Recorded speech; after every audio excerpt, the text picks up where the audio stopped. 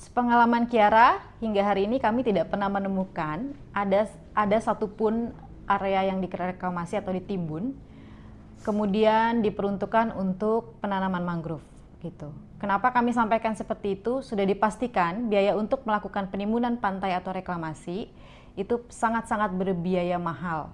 Mulai dari pembebasan ruang, pengajuan izin gitu ya, kemudian sampai harus melakukan penimbunan pasir, mengambil pasir kemudian membawa gitu ya. Jadi nyaris tidak mungkin untuk dibuat sebagai hutan mangrove gitu.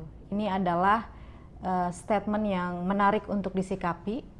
Jangan kemudian membangun narasi bahwa penimbunan pantai atau reklamasi itu bersifat ataupun punya nilai ekologis. Sekalipun itu bisa ditanamin mangrove, reklamasi atau penimbunan pantai tetap merusak pesisir dan pulau-pulau kecil, terutama merusak kehidupan nelayan dan perempuan nelayan yang ada di Indonesia.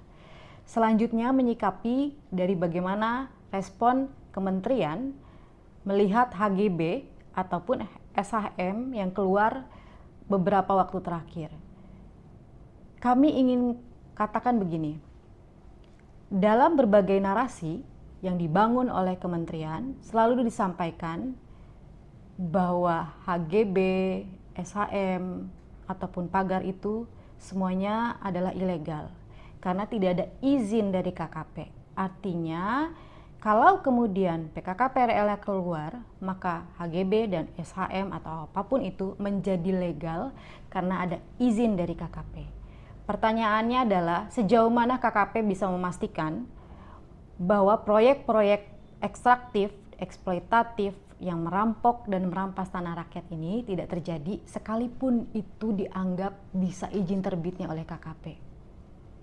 Kita bisa melihat bagaimana KKP menjadi superpower gitu ya, karena mereka bisa menentukan peruntukan ruang. Sekalipun nanti narasi yang dibangun adalah ada nanti kita bisa lihat dari integrasi tata ruang, peruntukan ruang dan lain-lain. Pertanyaannya adalah apakah ada jaminan bahwa nelayan dan perempuan nelayan memang dilibatkan dalam perumusan rencana tata ruang yang terintegrasi tersebut. Jadi belajar dari kasus pagar laut, kita harus berhati-hati dengan apa yang kita sebut sebagai PKKP-RL itu. Karena dari situlah sebenarnya proyek-proyek, mega proyek gitu ya, dan kemudian juga bagaimana korporasi bisa merampok ataupun merampas tanah ataupun pesisir ataupun laut Indonesia melalui izin-izin yang diterbitkan oleh KKP. Artinya kalau KPK masih sehat, harusnya melihat ya bagaimana peluang-peluang korupsi sebenarnya menjadi sangat sensitif di dalam penerbitan PKKP-RL tersebut.